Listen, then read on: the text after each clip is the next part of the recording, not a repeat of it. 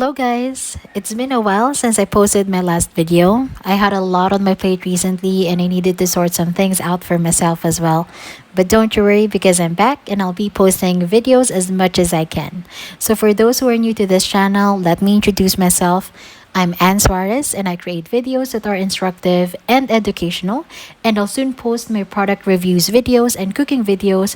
So my hope for you is to hit like and subscribe para naman updated ka sa mga future videos ko. Let's go! So our topic for today's video guys is about Lazada LazPayLater. Basically, we'll tackle about what's the definition of the LazPayLater, who are qualified to apply, and how to apply. So what are you waiting for? Let's go!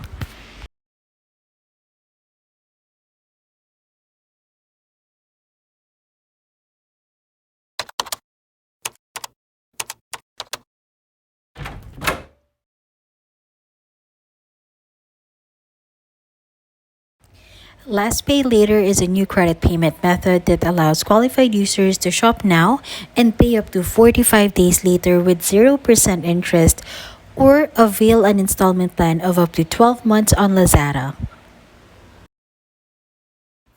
So sino-sino nga ba yung mga pwedeng mag-apply sa LazPayLater? Please note that this is currently open to selected users only. So paano ba natin malalaman kung qualified tayo to apply? Here's how. Dito mo makikita kung qualified ka to apply. Go to my wallet or my account. Yung mga pre-qualified users lang yung merong ganitong feature na pwede nilang i-activate and then click apply sa LazPayLater. Next naman is paano ba mag-apply and what are the documents needed to apply. Very simple lang, kailangan natin ng passport, driver's license, UMID, and SSS ID. Follow the steps, fill in the required details, and submit an application. And then the verification takes 5 minutes to 24 hours. Minsan may tumatawag pa na agent dyan to verify your information. And then if successful, you will be granted a credit limit of up to 15,000 pesos.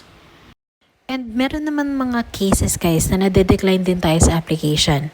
And here are the examples as to why. Yung experience ko kasi, na-decline ako same day pero nag-re-apply ako, and then may tumawag sa akin na agent to verify some information, personal information na in-enter ko dun sa application, and then within 5 minutes na-approve naman siya. Just make sure guys that if you will submit the application, make sure na yung mga IDs na ipapakita natin, yung mga pictures, clear siya as invisible. Alright, yun lamang po guys. I hope na marami kayong natutunan at nakatulong tong video ito para sa inyo. And kung meron pa kayong ibang gustong malaman, please comment down below. Bye!